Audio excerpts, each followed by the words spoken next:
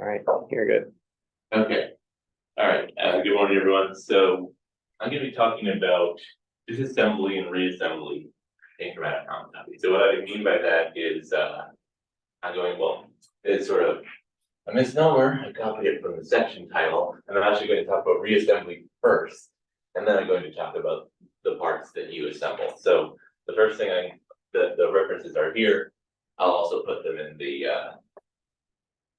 notes, or they are in the notes. And I'll upload them. So the first thing I'm going to talk about is chromatic convergence.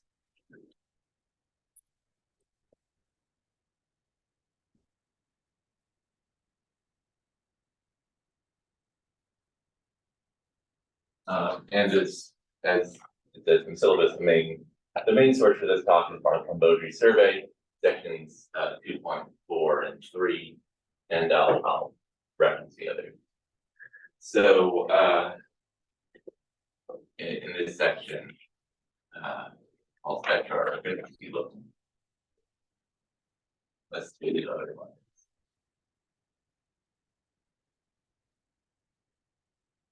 So the starting point for this is the chromatic tower, which we defined, I believe. I'll just write it out again. So we've got it's 0x, 1x, LQX, etc. And these being localization with respect to the nth Chromatic E theory, or equivalently the wedge of the first, I guess, and Chromatic K theories. And this is just this is rationalization of x. And then we can look at the fibers of these things. That's one bit.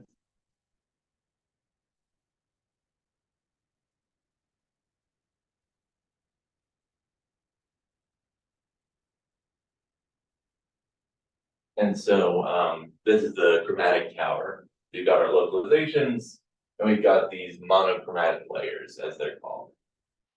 We call Mn the nth monochromatic layer of X, and it's the fiber of this map. And the reason we care about this filtration basically is because we can sometimes recover the original spectrum as the limit here, sometimes. So there's this fundamental theorem of Hopkins and Ravenel.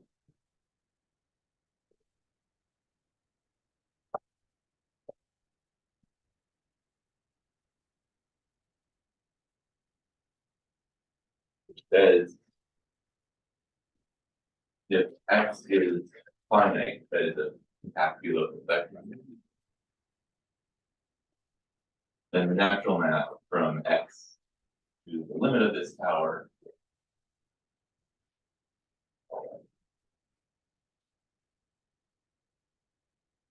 is an equivalence. So we can recover X as the limit of its chromatic tower.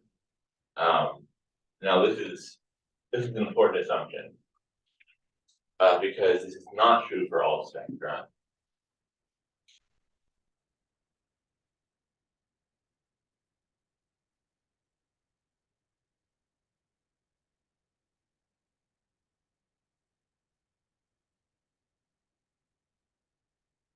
The prototypical example being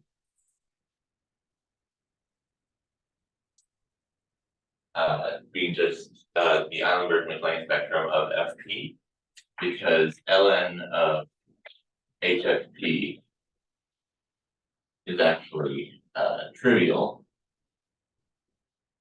for all n, but obviously HFP is trivial.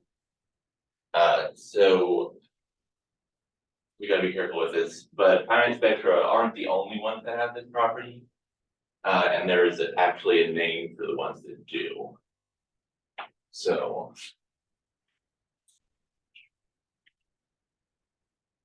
if this map is an equivalence, right? So we say that the chromatic completion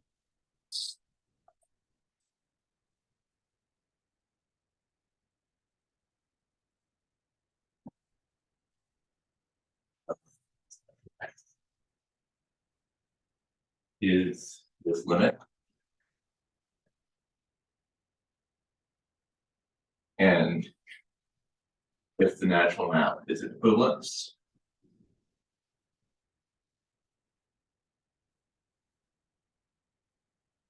we say that X is chromatically complete.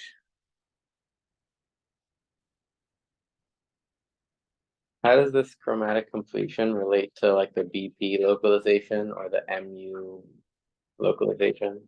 That's a very good question, and I'll get to that next. Right. Because I believe that's equivalent to harmonic localization, and I'll get to that in a moment. Mhm. So, and the term complete is just an analog to the completion of a module over a ring at some prime, which is sort of formally similar. You have this cavity big limit. And there is something of a larger class of chromatically complete spectra, which Barthel describes in his paper.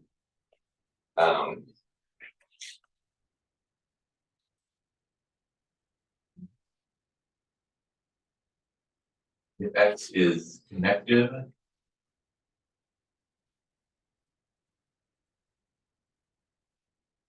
with finite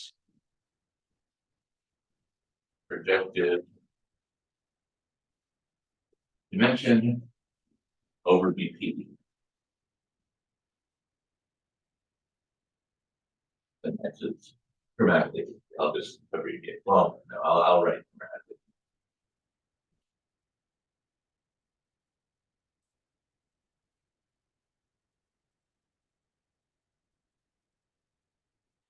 And so this includes some more things like I believe CP infinity is in here, things like that. And there is a related notion of a harmonic spectrum, which is, I think, equivalent to what you was mentioning. So here, so yeah, the spectrum X is harmonic.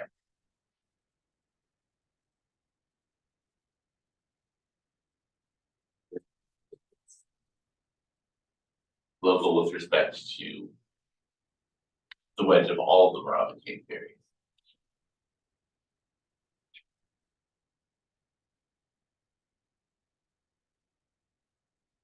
This is sort of a limit, if you will, of the LM localizations.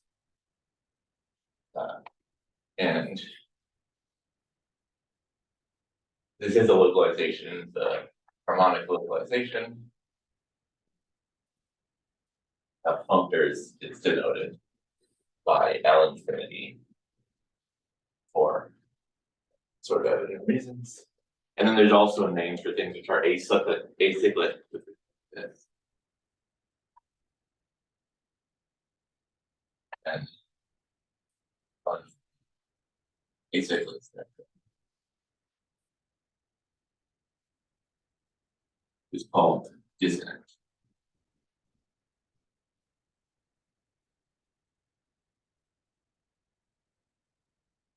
This is some very pretty terminology, which is also very unfortunate, because if you look up harmonic spectrum, you'll find a bunch of stuff from Fourier analysis and nothing else. So, you know, that's unfortunate, but it is what it is. But yeah, so we have harmonic spectra, dissonant spectra are sort of a limit of this localization of these localizations. And then on the other hand, we have chromatically complete spectra, which are literally limits of their localizations. And you might wonder if they're related, and they are. So let me give a couple examples of harmonic spectra.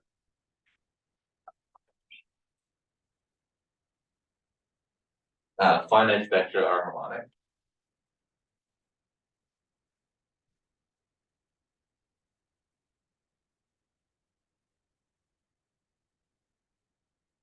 And also they're chromatically complete, as this theorem says. Suspension spectra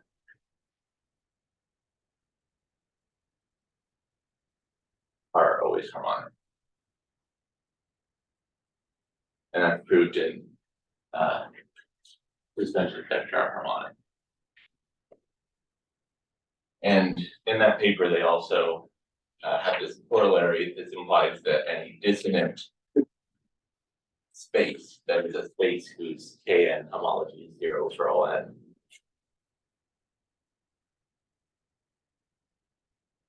If it's simply connected,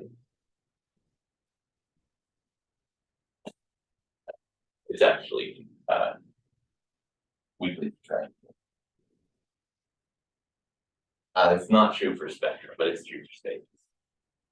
I don't think it's true for spectra. Don't quote me on that.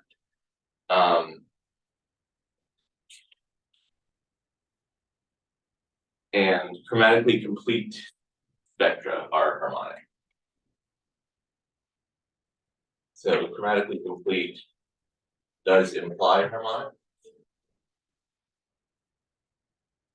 And this is simply because of some general Gauss field localization stuff and how limits work. So if I take a dissonant spectrum and I map it into X, and I know that X is the limit of this tower, then if I know that each of the maps into these is 0, then the map into X will be 0. And because these are harmonic, they are. So chromatically complete implies it's local with respect to this, i.e. it's harmonic. And there's one more example, which is that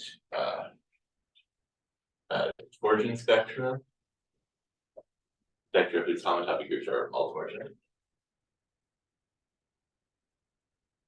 with bounded above homotopy groups, so with n X equals 0 for sufficient for large enough n. Those are always dissonant.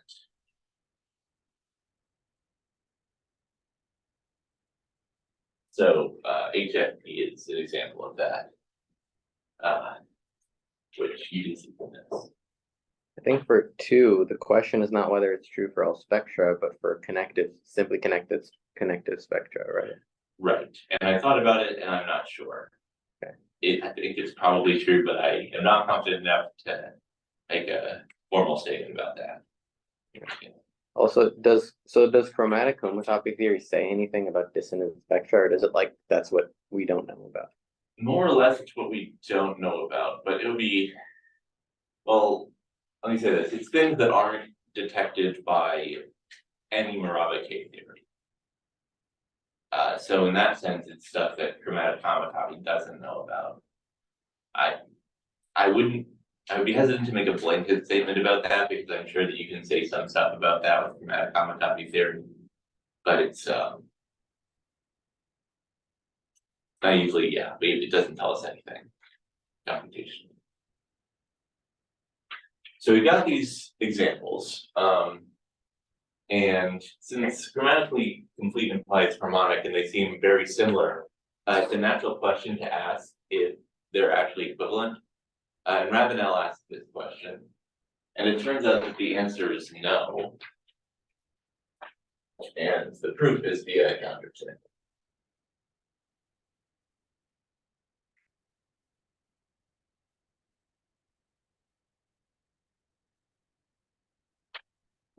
And this is due to,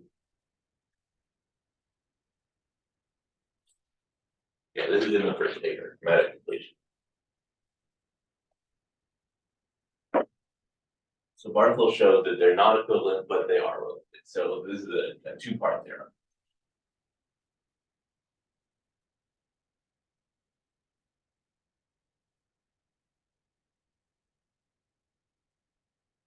So to show that they're not equivalent, it would be enough to find a harmonic spectrum that isn't chromatically complete. So here's one.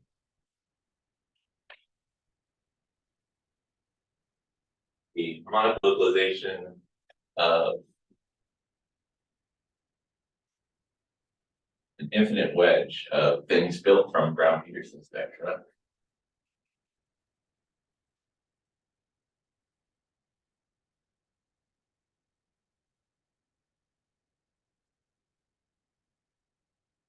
not chromatic, where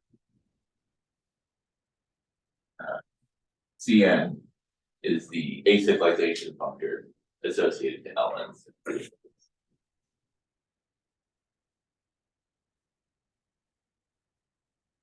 And that's not chromatically complete.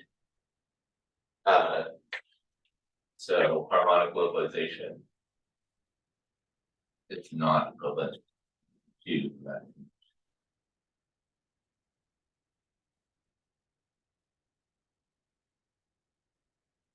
And the second part, which shows how they are related, is that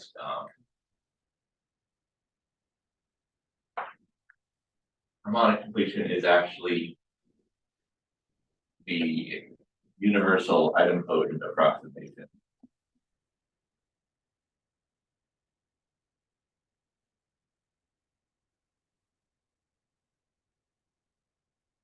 To chromatic.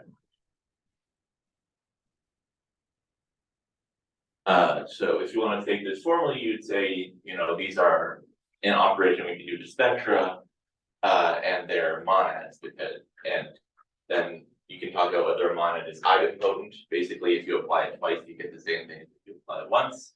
For harmonic localization, the answer is yes, it's the localization functor. And it turns out that for chromatic completion, the answer is no. And that's a corollary of this interaction. But yeah, the formal step is in Barthel, but basically this is the closest thing you can get to chromatic completion, which is idempotent. And this is kind of analogous to ordinary completion, because if you remember from commuted algebra, the completion of a module will not always be complete if it's not finitely generated. And if you want to get something better, you'll have to replace it with like tensoring by a complete ring or something. So it's sort of a similar situation. So in particular, that means that the EN localization of the chromatic completion of a spectrum is not the EN localization of a spectrum. Not necessarily. Because otherwise you'd get the same system. Right, yeah. Right.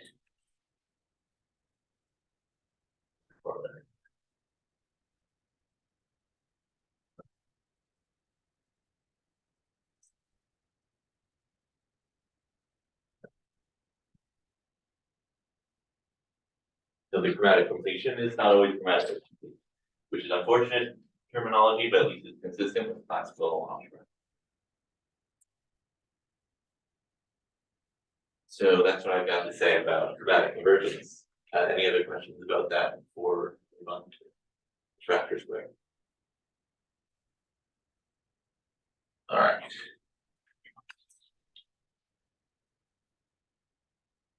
So in summary, we know that for finite spectra, this power converges, and for some other spectra, it also converges. For a lot of spectra of interest, it converges. In particular, for the sphere converges, which is what we care most about.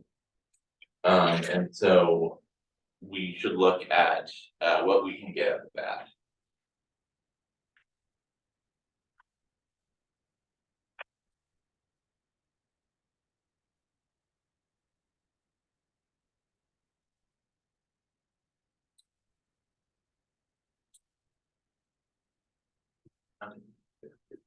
So if we have some finite p-local spectrum or some radically complete p-local spectrum, we would like to be able to reassemble it from its pieces. And specifically, we would say we want to get X from, well, really we want to get it from its piece in each layer. So from its monochromatic layers. And the monochromatic layers, they're interesting. Like they have some interesting properties. For example, every MNX is a filtered colimit of, let me make sure I get this right. It's filtered colimit of periodic spectra whose period is a multiple of 2 times PVN minus 1. So that's some part of the origin of the periodicity phenomena in chromatic homotopy. but they're not so convenient to work with computationally. And so we really rather work with the KN localization. And we can actually do that. And the reason why is because it's something called local duality, which I'll sort of sum up what's going on there. So we had this chromatic filtration. Look at all spectra, let's say if you look at spectra. That is, the kernel of 0. And this contains the kernel of L naught, the things that are L naught acyclic, so I guess rationally trivial. Then inside there we have things that are L1 all the way until the identity 0. And then on the other side, we have we can turn this into an SMU filtration. This is filtration by kernels, but this is an operator on spectra, so we can then look at the filtration by the images. So that would instead look like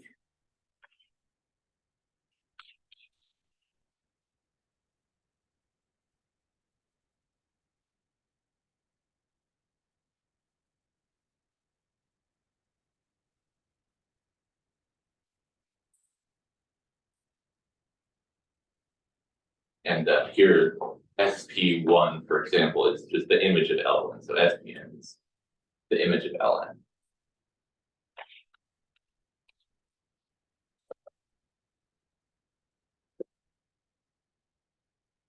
Full subcategory.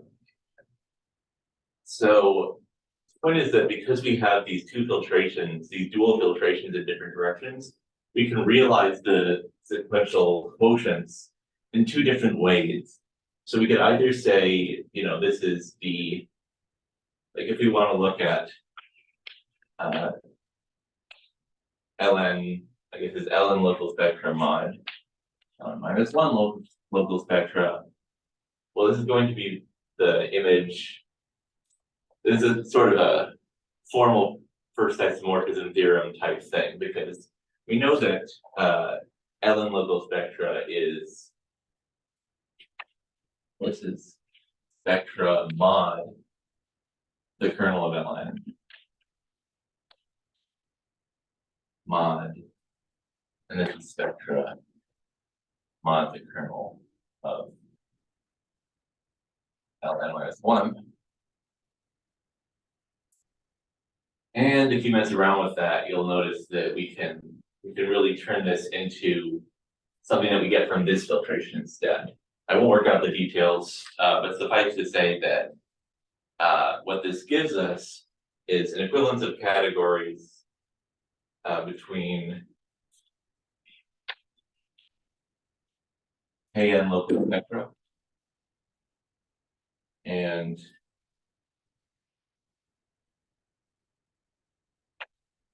the image of, and I wish the things, the full subcategory generated by the image of, and this is a symmetric monoidal equivalence. This is called local duality, more general thing. You can do for Gauss field localization like this, using something like that. This is more like a third isomorphism theorem type of thing. But in any case, what you get is that the information contained in the KN localization, it is the same as the information contained in the nth chromatic layer. Now, a priori, that doesn't actually tell us anything computationally useful, but it turns out that this is reflected in something that we can write down explicitly.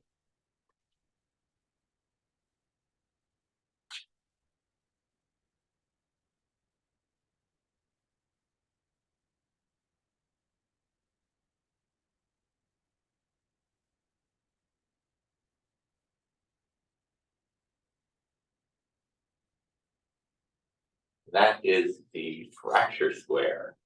So this thing is sort of the key to doing computations in chromatic homotopy theory, specifically putting together the different pieces. Like if we know the KN localization for all n and how they fit together, then we can reassemble the original vector. So what it looks like is this, and this is copied directly from Barthel Beaudry. On this. Because no one can remember the exact order of the localization functors. I've seen people get confused while giving talks at like conferences about this.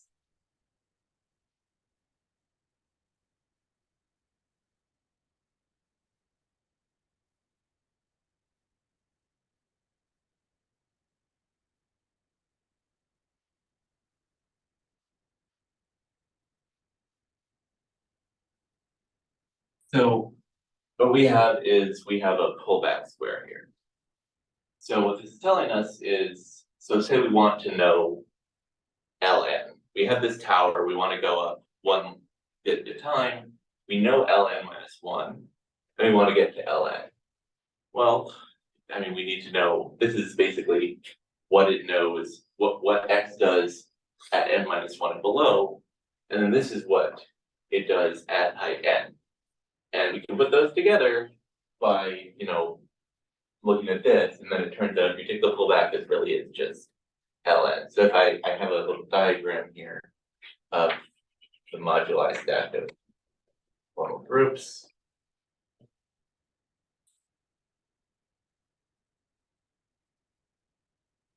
So let's say that, this is height 0, height 1, et cetera. I have height n minus 1 and height n. So Ln minus 1 is all of this. It's what this is what it knows about. And that's because it corresponds to the n minus first Chromatic theory. And it knows about everything less than n, basically.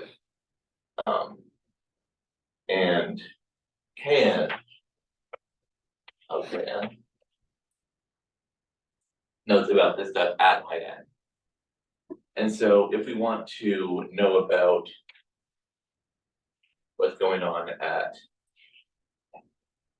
everything up through n, we need to put these together. And so what we do is we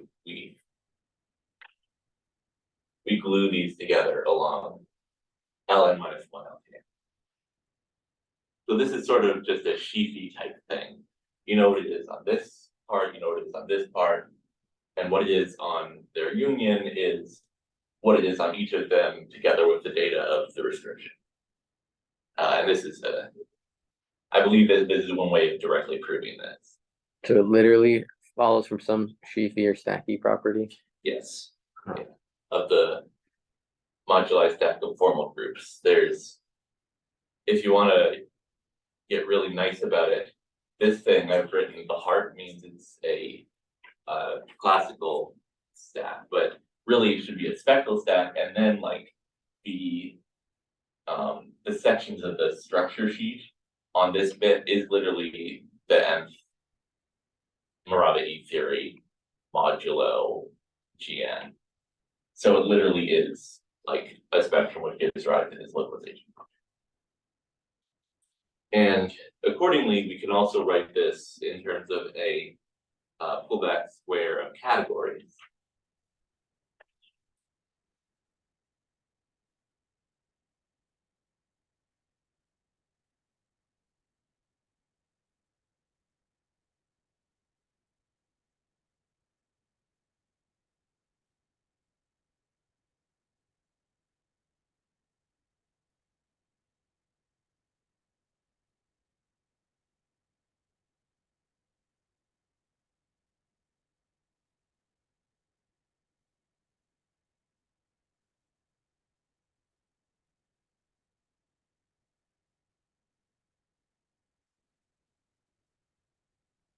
Which says that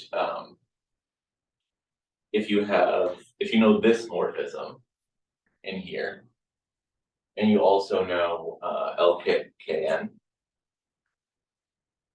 then you could take the target of it, so this bit, and then also the image of this KN localization under Ln minus 1 localization, which is also this, and then those pieces of data it's going to determine the LN localization distance.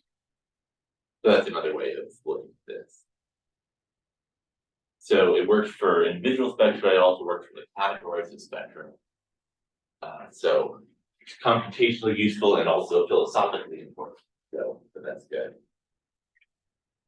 And what this tells us, well, it tells us how to get from, if we know each stratum, if we know what it does at each stratum, then we can build it up from one to the next, and that tells us how to build a chromatic tower, and then we can recover the spectrum as the limit in many cases of interest.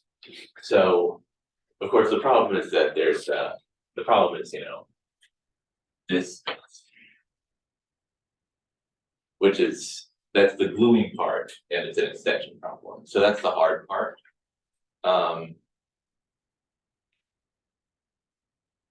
There is a surprisingly nice result, which is conjectured to hold always, which personally I doubt that it does because it seems too nice, but it does hold at height less than or equal to 2. And so this is the chromatic splitting conjecture.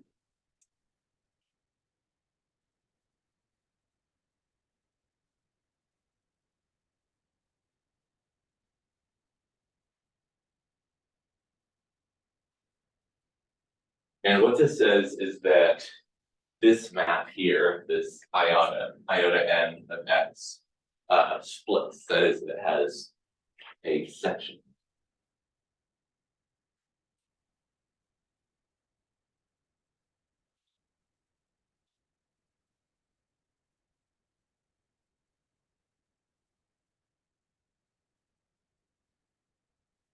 I believe it's when x is a complete, yeah, when x is finite and b complete.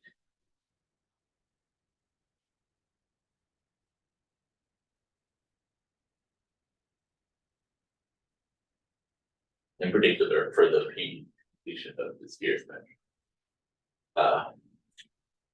And the theorem that we have that this is true at all primes for n less than or equal to 2. And completely open for n to at all primes as well, I believe. So we really don't know. But the nice thing about this is that it sort of fixes the issue of having an extension problem, because it tells us that the extension basically is trivial, since we have a splitting. So if that's true, it's very computationally convenient. Seems a little bit too nice to me, but so does like chain complexes over Z always being equivalent to one with trivial maps, then that's true. So I don't know what I'm talking about. So maybe or maybe not it's true, but it's thought to be true. The conjectura splitting chromatica, as Agnes Beaudry calls it in her little spiel. But that's what we hope is true. And then there's one last bit of reassembly. So this has all been for p local spectra, p complete spectra. But most of the spectra we care about ultimately are global, like the sphere spectrum, reassemble it from its localizations. Fortunately, we have a way to do that too. So there's this thing called the arithmetic fracture square, the Hasse square. And it's sort of a classical thing from number theory. It tells you how to reassemble a module over Z, so I guess a chain complex over Z, from its P completion over all P and rationalization. So what it looks like is this fracture square, this pullback square.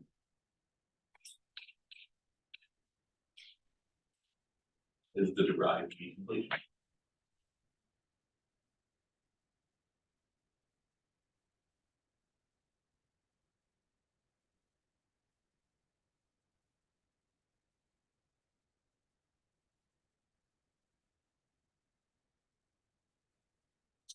So if per chain complex, if you know its P completions, direct P completion for all P, its rationalization, and how they fit together is sort of an adelic thing. If you like number theory, it's like an adelic stencil. Then you can recover the module. And something similar actually holds for spectra.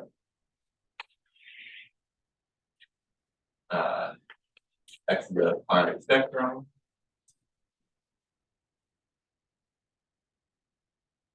Now, I'm not 100% sure it needs to be finite, but I'm saying that to cover my bases here. Then basically the same thing holds. So if we have this pullback square. This denotes the P completion. It's also a version for localization. But P completion is nice.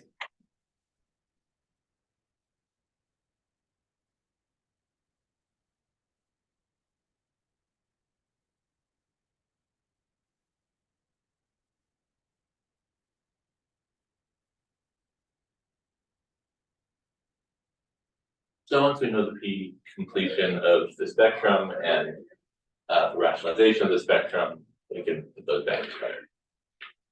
And in particular, we can take the homotopy groups of this square. And that'll allow us to find the homotopy groups of like the sphere or things like that. From the rational ones, which for the sphere we know is just rank 1 in degree 0 and 0 everything else, and then the P complete ones. So to sum up the first part of this talk, the reassembly bit. We've got 4 steps to putting back together a spectrum from its parts. So the reassembly steps.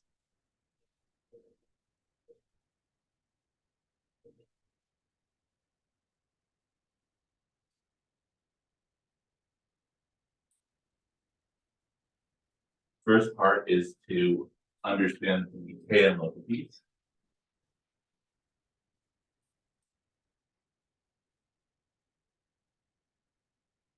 And the second part is to use the parameter squares, put them back together, understand the chromatic parameter square.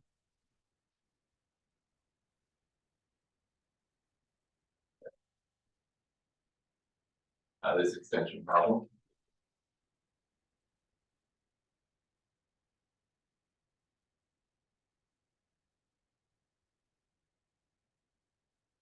Then we've got a third step, which is once we have this, we can build a tower, and then from the tower we can get the delocalization back.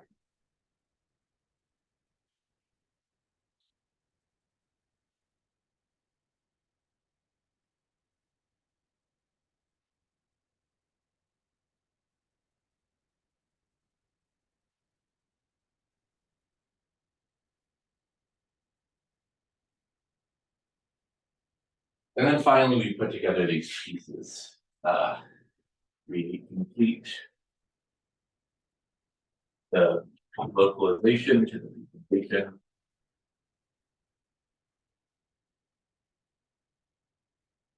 And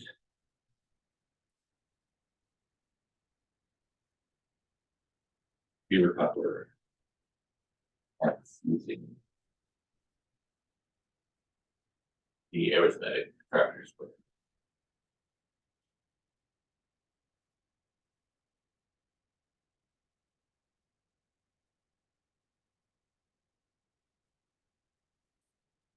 This is our step for computing things in chromatic homotopy theory. In particular, you could look at the homotopy groups for all of these. So like the way Barthel Beaudry phrased it in the survey is for X being a sphere, computing its homotopy groups. First, you compute the homotopy groups of the local sphere. Then you understand the chromatic practice square and use that to recover the P local homotopy groups. And then you use that to find the P complete homotopy groups and then put that back together. And you get the integral ones.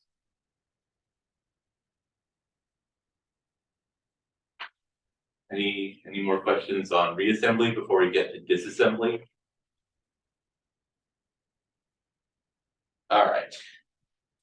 So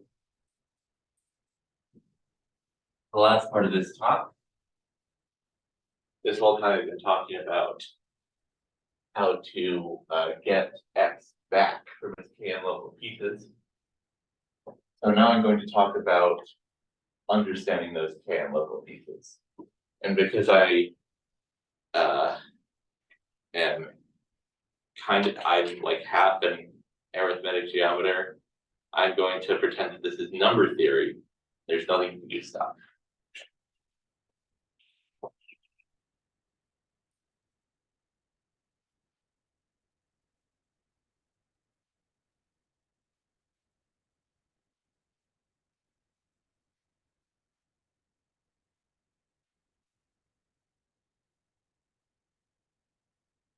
So there is a reason I call it this. So the local story is really most naturally described as a higher analog of class field theory and number theory.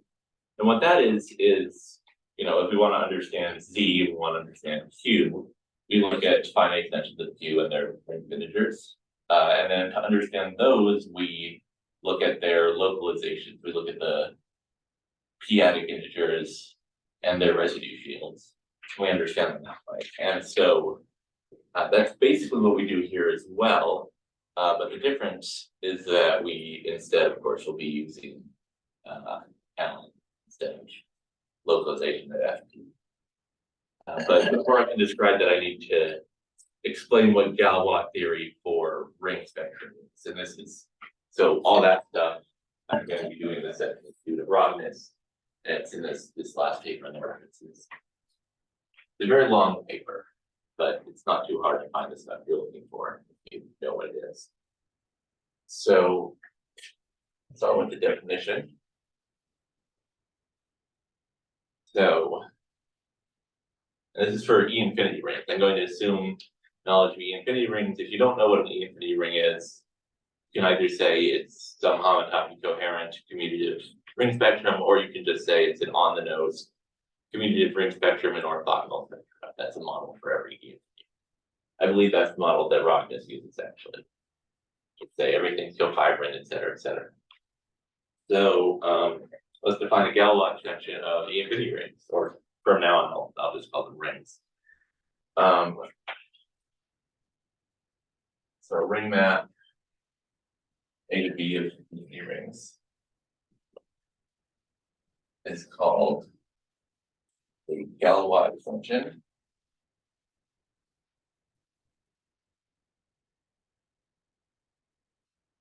This Galois G. And G here, the finite group can be a topological group. If, well, G acts on D it acts through commutative A algebra maps. So in CL A is what we call it. Such that there are two things. So firstly, if we're saying this is a Galois extension with Galois through G, the fixed points for G had better be A.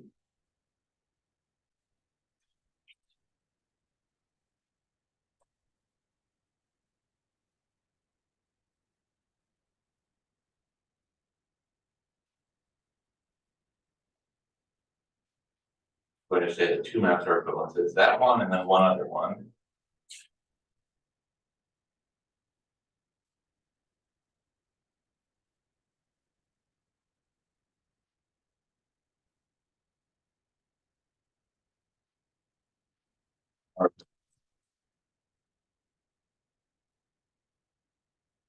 So this first one is basically saying, this is the right Galois group. The second one is sort of saying that this is like a Galois extension, because remember, for fields, whenever we have a separable field extension, this is going to be true, separable finite field extension anyway.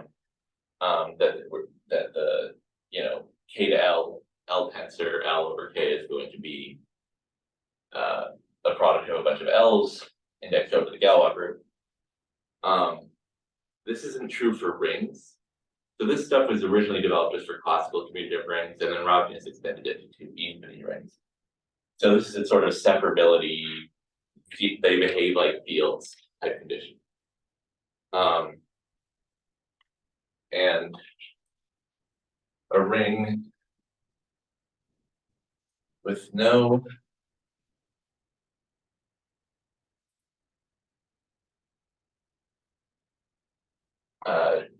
G, they're connected G gamma extensions for non-trivial G.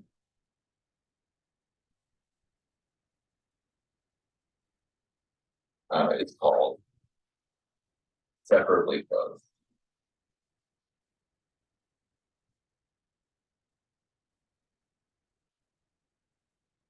Connected here means in the sense of algebraic geometry, like pi zero has no idempotency basically. So basically this is saying that it's essentially that it's algebraically closed. There isn't really a notion of non-separable extension in this context that I'm aware of, at least not one that Rob talked about. Or if there is, it's a lot more complicated and it's not worth spending time going into it right now. So for this definition, do you need some sort of finite or dualizable condition on G? That's a good question. You don't need that for the definition, but to do a lot of Galois theory, you will need to assume that G is either finite or stably dualizable. Okay. Yeah, I guess I just thought when Rognus like wrote this definition, this was the finite G. Yeah, see, that's so he didn't. I believe you don't need to assume anything about G a priori, but then in pretty much all of the theorems, it's assumed that G is either finite or stably dualizable. Also, I'll talk about pro-Galois extensions in a second, since we have one of those in chromatic homotopy theory. And those are defined basically as cylindrical and finite Galois extension. So ones with finite discrete Galois.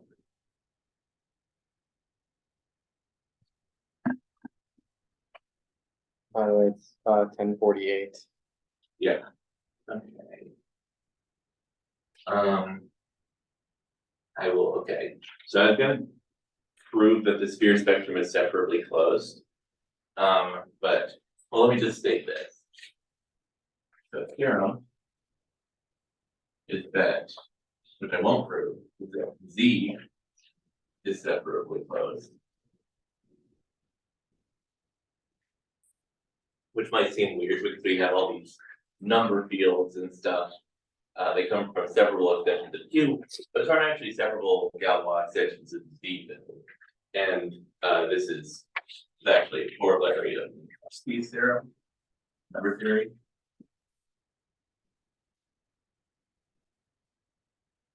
Talks about the class number. Basically, this splitting saying is problematic. And a corollary is that the sphere spectrum is separately closed. Don't have time to do the proof, unfortunately. It will be in the notes in Tolson and Rognus section 10. But basically, you can show that if the sphere spectrum were separately closed, it would have only one non-zero homology group in degree 0. And then you could show that that homology group would be a Galois extension of C, which is not. And this is a problem. This is a problem if you want to do algebra for the sphere spectrum. You do, because that's what that's what stable homotopy theory is, more or less. But fortunately, this is only true globally. This is where Morava E theory enters the picture. I was going to recall the definition of a Lubin-Tate spectrum, but I'll just assume that we know what a Lubin-Tate spectrum is for a formal group, and state the big theorem.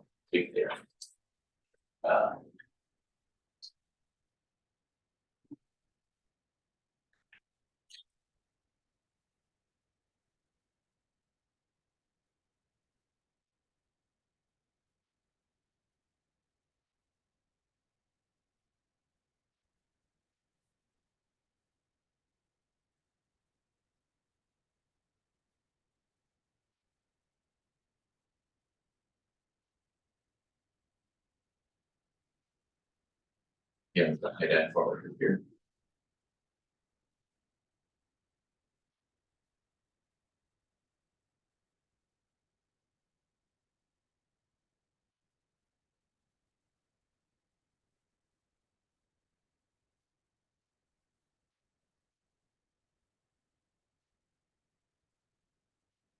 So this unit map that we have for any K and local spectrum, S is the unit.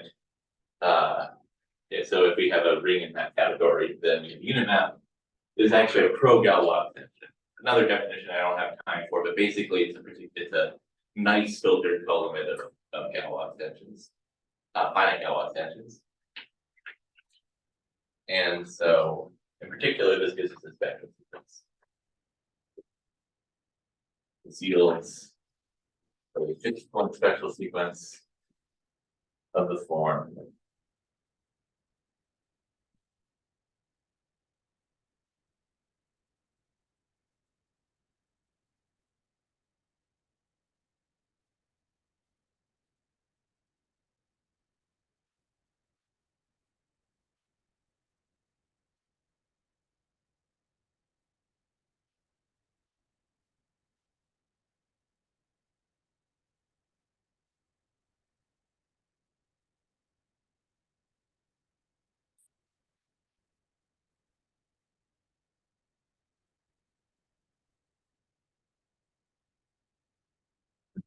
Version. Fixed point spectral sequence, which actually turns out to coincide with the Adams-Novikov spectral sequence, the K and local Adams-Novikov spectral sequence for this Barthel Beaudry theory. And last but not least, for the Honda formal group law, so when this is En and Gn, this collapses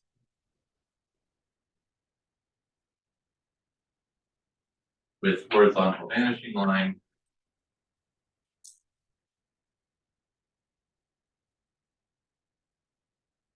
at finite T.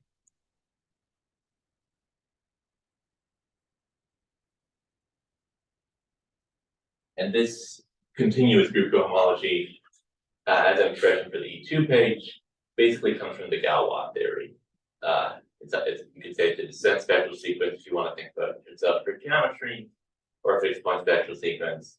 But either way, this works for any sufficiently nice space, but mainly we're interested for the sphere. And I just did want to mention that it is useful to actually consider this for formal group laws other than just the Honda formal group law. Although, as you can see, the spectral sequence is very nice for the Honda formal group law. But like at height 2, for example, we might want to consider a supersingular elliptic curve, for example, which is what people look at TMF. And I don't have time to go into the homological algebra behind this, but I'll just finish by noting that we can actually lift this Galois extension to a categorical thing and categorify it and get the equivalence of categories between K and local spectra and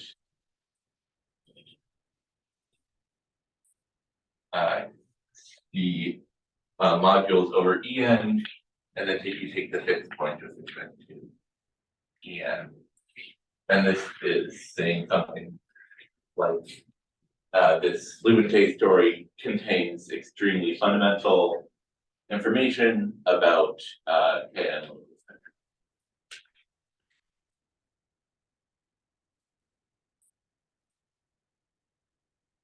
Any questions?